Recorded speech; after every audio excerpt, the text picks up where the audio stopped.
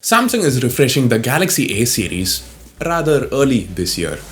While there were multiple leaks pointing towards the launch of Galaxy A10, A30, A50, and even A40, it looks like Samsung decided to launch only three of them, A10, 30, and 50, for now.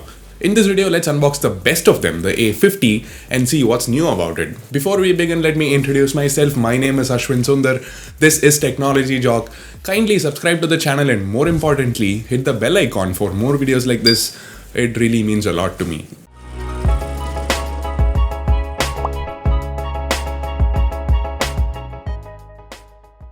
We have the A50 boxed here.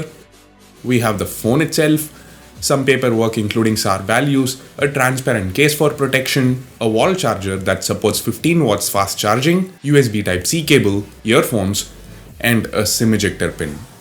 Now, except for the wallpaper, the Galaxy A30 and A50 look identical to each other, from the front at least. Both phones sport a 6.4-inch Super AMOLED display with a resolution of 1080 pixels by 2340 pixels, commonly known as Full HD+. Samsung has opted for the M series design, that is, a small chin and a dewdrop notch. The display has amazing colors, great contrast, and high brightness levels.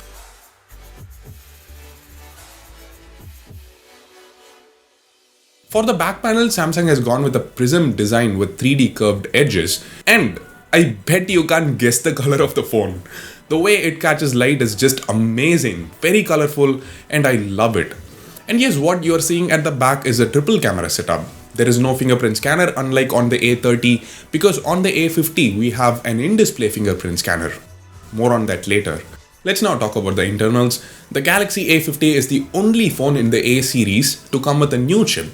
Yep, it's powered by the Exynos 9610 chip, which is quite similar to Snapdragon 660 in terms of performance. But the Exynos 9610 is manufactured on the 10nm FinFET technology, so it's super power efficient. It will help prolong the battery life. Speaking of which, there is a 4000 mAh battery powering this phone, and there is support for 15 watts fast charging.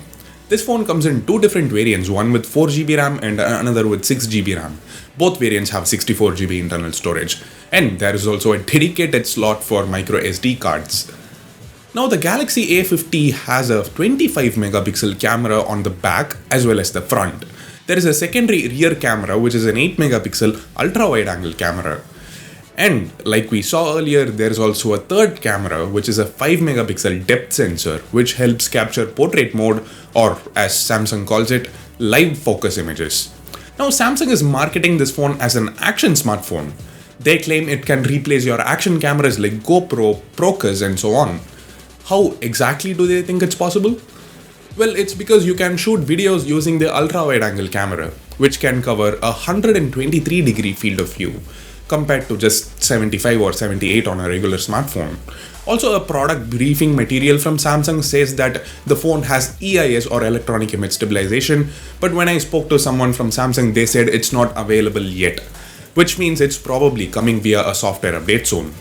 As for video recording capabilities, the Galaxy A50 can shoot 1080p videos, yep, no 4K, disappointing, and it can also shoot 720p slow motion videos at 240 fps.